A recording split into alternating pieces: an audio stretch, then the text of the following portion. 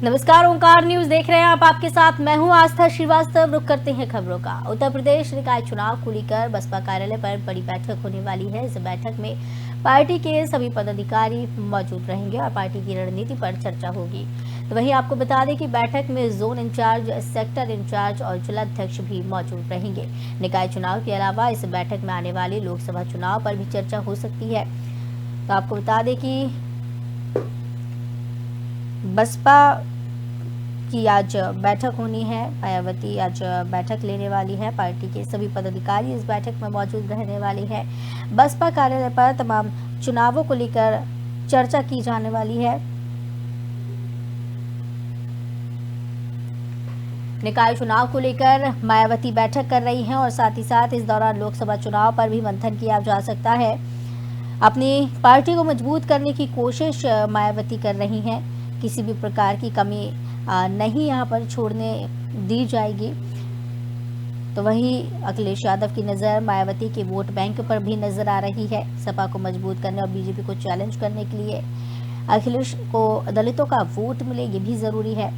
देश में अगले साल लोकसभा चुनाव होने हैं। इस चुनाव के लिए देश के सभी बड़े सियासी दल काफी पहले से ही तैयारियां शुरू कर चुके हैं। लोकसभा चुनाव में ज्यादा से ज्यादा सीटें जीतने के लिए उत्तर प्रदेश के क्षेत्रीय दल अपने तरकश के हर बाण का इस्तेमाल करना चाहते हैं। पिछले चुनाव में बसपा के साथ किस्मत आजमाने वाली समाजवादी पार्टी इस बार उसके बिना सियासी रण में उतरने की बात स्पष्ट कर चुकी है। तो वहीं मायावती की वोट बैंक पर भी उसकी नजर है। राज्य में दलितों को रिझाने के लिए समाजवादी पार्टी ने बसपा के संस्थापक काशीराम का जन्मदिन भी मनाया था और आज बसपा कार्यालय पर मायावती बैठक कर रही हैं। इस दौरान लोकसभा चुनाव, निकाय चुनाव को लेकर चर्चा की जाने वाली है। तो वहीं आपको बता दें, पार्टी के सभी पदाधिकारी मौजूद रहने वाले हैं।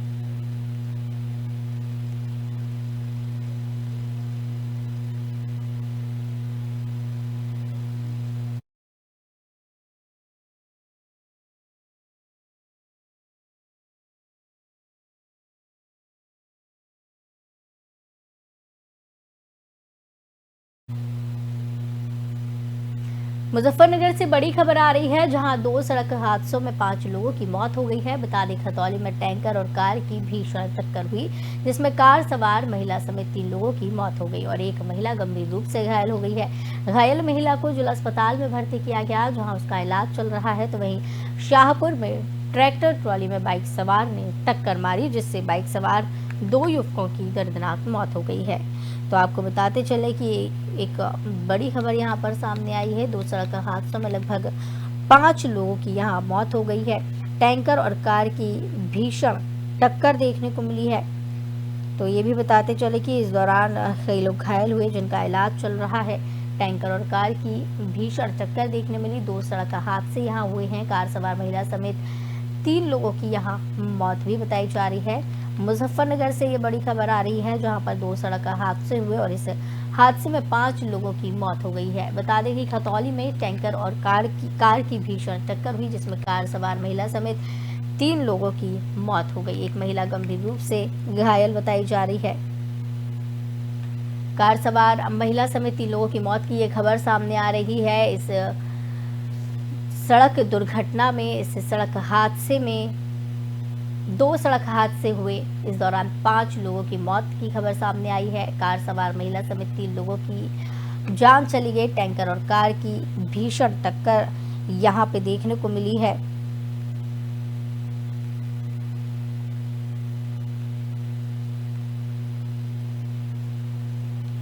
घायल महिला को जिला अस्पताल में भर्ती किया गया है, तो जहां उसका इलाज चल रहा है। वहीं शाहपुर में ट्रैक्टर और ट्रॉली में टक्कर हुई। बाइक सवार ने इस दौरान टक्कर मारी, जिससे बाइक सवार 2 युवकों की दर्दनाक मौत हुई है। तो ये 2 अलग अलग सड़क हादसे हैं जो देखने को मिले हैं। टैंकर और कार की भीषण टक्कर हुई और वहीं शाहपुर में ट्रैक्टर ट्रॉली में बाइक सवार की भिड़ंत हुई। इससे बाइक सवार 2 युवकों की दर्दनाक मौत हो गई है। बताया जा रहा है, जिस तरीके से घटना सामने आई है, कहीं ना कहीं सड़क हादसे लगातार बढ़ते हुए नजर आ रहे हैं। तेज रफ्तार का कहर देखने को मिल रहा है। लोग लापरवाही भी बरतते हुए नजर आ रहे हैं और जैसे ही इस घटना की जानकारी पुलिस को दी गई। पुलिस मौके पर पहुंची और पूरे मामले की जांच में जुट गई है। 2 सड़क हादसे हुए हैं। इस सड़क हादसे में कार सवार महिला समेत 3 लोगों की मौत की खबर सामने आ रही है। मुजफ्फरनगर से ये खबर है, जहां पर 2 अलग-अलग सड़क हादसे हुए, 5 लोगों की मौत बताई जा रही है। अभी तक खतौली में टैंकर और कार की भीषण टक्कर हुई है। इसी दौरान कार सवार महिला समेत 3 लोगों की मौत हुई है और एक महिला गंभीर रूप से घायल हुई है। घायल महिला को जिला अस्पताल में भर्ती करवाया गया है, जहां पर उसका इलाज चल रहा है। वहीं दूसरा हादसा शाहपुर में हुआ, जहां ट्रैक्टर ट्रॉली में बाइक सवार ने टक्कर मारी, जिससे बाइक सवार 2 युवकों की दर्दनाक मौत हुई है। तो इस तरीके से 2 ऐसे अलग-अलग सड़क हादसे हुए हैं, जहां पर 5 लोगों की मौत की खबर सामने आई है। पहली जो घटना हुई है उसमें कार सवार महिला समेत 3 लोगों की जान गई है और दूसरी जो घटना हुई है उसमें 2 युवकों की जान गई है।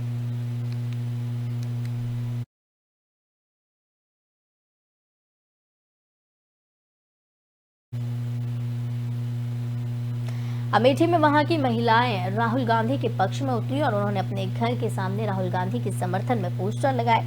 महिलाओं ने अपने घर के सामने पोस्टर लगाए जिस पर लिखा था कि ये मेरा घर है, जो कि राहुल गांधी का घर है। इस दौरान महिलाओं ने कहा कि राहुल गांधी की सदस्यता लेकर सरकार ने गलत किया है और अमेठी के लाखों घर राहुल गांधी के घर हैं। बता दें, राहुल गांधी अमेठी से 3 बार के सांसद रह चुके हैं। तो अब राहुल गांधी का समर्थन अमेठी में देखने को मिल रहा है। राहुल गांधी लोकसभा सांसद अमेठी से रह चुके हैं। तो आपको बताते चले कि राहुल गांधी के समर्थन में उतर आए हैं और अपने घर के बाहर महिलाओं ने पोस्टर लगाए हैं। उनके आवास को लेकर सियासत तेज होती हुई नजर आ रही है। वहीं आपको ये भी बताते चले कि राहुल गांधी पर जो कार्रवाई हो रही है, नियमों के तहत कार्रवाई का बीजेपी हवाला दे रही है, तो कांग्रेस ने इस मुद्दे को जनता के बीच उतरकर भुनाना भी शुरू कर दिया है।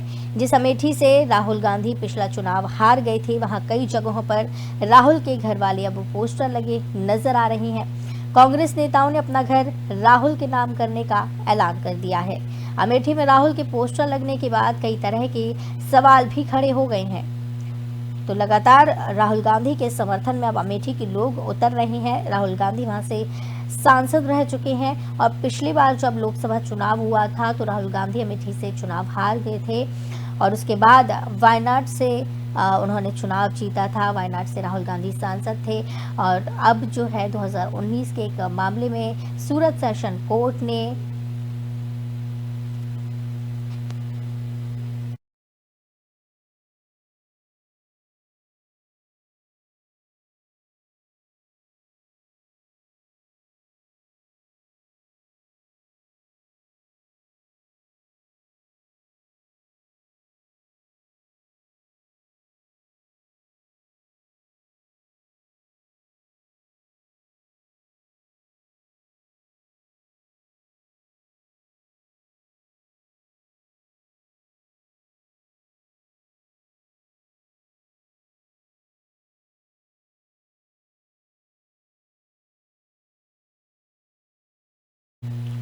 तो बता दें कि राहुल गांधी के समर्थन में अमेठी की महिलाएं उतर आई हैं। महिलाओं ने अपने घर के सामने पोस्टर लगा दिए हैं। उसमें लिखा है कि ये मेरा घर है, जो कि राहुल गांधी का घर है। राहुल गांधी अमेठी से सांसद रह चुके हैं और 2019 में जब लोकसभा चुनाव हुए थे तो राहुल गांधी वहां से चुनाव हार गए थे और वायनाड से चुनाव जीते थे।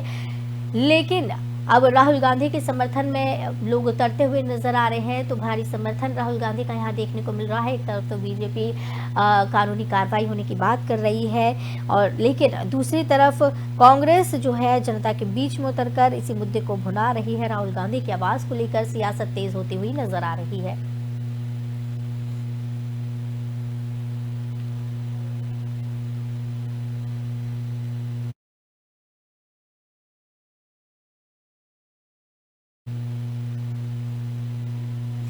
बलिया में एक पीड़ित ने न्याय मांगने का एक अनोखा तरीका अपना लिया है। बलिया के रेवती थाने में न्याय के लिए पीड़ित ने डीएम के पैर पकड़ लिए और न्याय की गुहार लगाई है।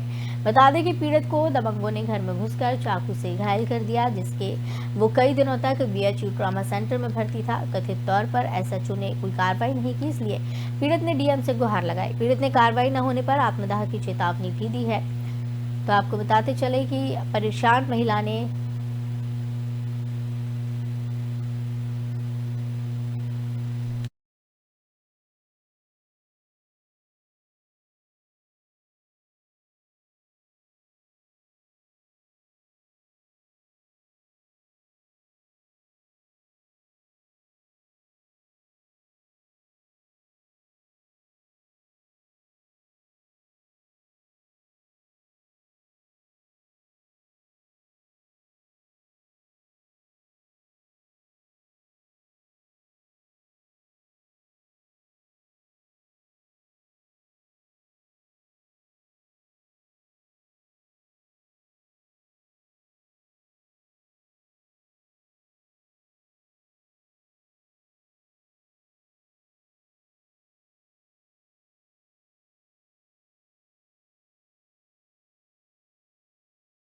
चले कि अन्याय के लिए पीड़ित ने डीएम के पैर पकड़ लिए हैं। ये एक परेशान पीड़ित यहां पर पहुंचा है और तस्वीरें भी आप देख सकते हैं कि किस तरीके से एक परेशान युवक यहां नजर आ रहा है और डीएम से प्रार्थना कर रहा है कि उसकी शिकायत सुनी जाए, उसे न्याय दिया जाए। कार्रवाई नहीं होने पर आत्मदाह की भी चेतावनी दी गई है।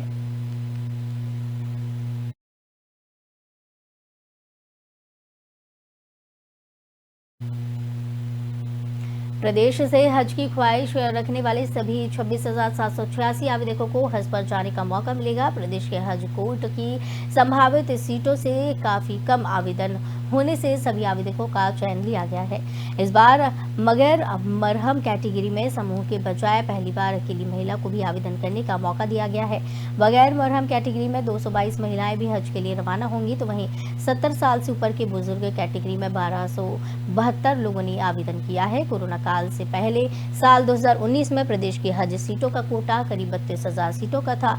हज कमेटी ऑफ इंडिया से बीते सालों की तरह प्रदेश को 32 से 34,000 हज सीटें मिलने की संभावना थी। प्रदेश भर से सिर्फ 26,786 आवेदन हुए, जो संभावित हज कोर्ट की सीटों से काफी कम है। हज कमेटी ऑफ इंडिया ने सभी हज आवेदकों का हज के लिए चयन कर लिया है। हज यात्रियों का चयन होने के बाद प्रदेश के अल्पसंख्यक कल्याण, मुस्लिम वक्फ बोर्ड एवं हज मंत्री धर्मपाल सिंह ने सभी चयनित हज यात्रियों का बधाई दी है और उन्होंने बताया कि हज के लिए प्रदेश से 3 श्रेणी का निर्धारण किया गया है। श्रेणी के में 70 साल से अधिक के 1272 हज यात्री एक सहयोगी के साथ चयनित किए गए हैं। श्रेणी खा में 45 वर्ष से अधिक की 222 महिलाएं बिना मरहम श्रेणी में चयनित हुई हैं। उन्होंने बताया है कि खास बात यह है, इस बार बिना मरहम महिला को अकेले भी आवेदन करने का मौका दिया गया है। अभी तक ये महिलाएं 4 समूह में ही आवेदन करने के लिए बाध्य थी। इन महिलाओं का समूह हज कमेटी ऑफ इंडिया खुद तैयार करेगी। इनकी मदद के लिए महिला हज सेवकों को तैनात किया जाएगा। उन्होंने बताया कि सभी चयनित हज यात्रियों को उनके पंजीकृत मोबाइल नंबर पर चयन की सूचना दी जाएगी। तो बता दें कि प्रदेश से सभी आवेदक अब हज जाने वाले हैं। लगभग 27,000 लोगों ने आवेदन किया था। कम लोगों ने आवेदन भेजी थी पिछले साल की अपेक्षा अगर देखा जाए तो, लेकिन इस बार खास बात ये नजर आ रही है कि अकेली महिला भी यहाँ पर अब आवेदन कर सकती है। इसके पहले 4 लोगों की जो ग्रुप होती है महिलाओं की, वही आवेदन कर सकते थे।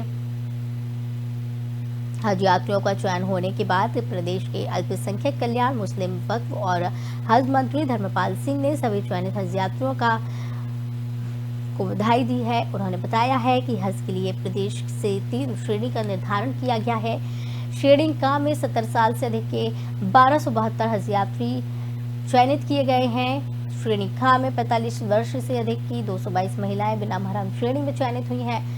खास बात यह है कि इस बार बिना मरहम महिलाओं को अकेले आवेदन करने का मौका दिया गया है। अभी तक ये महिलाएं 4 समूह में ही आवेदन करने के लिए बाध्य होती थीं।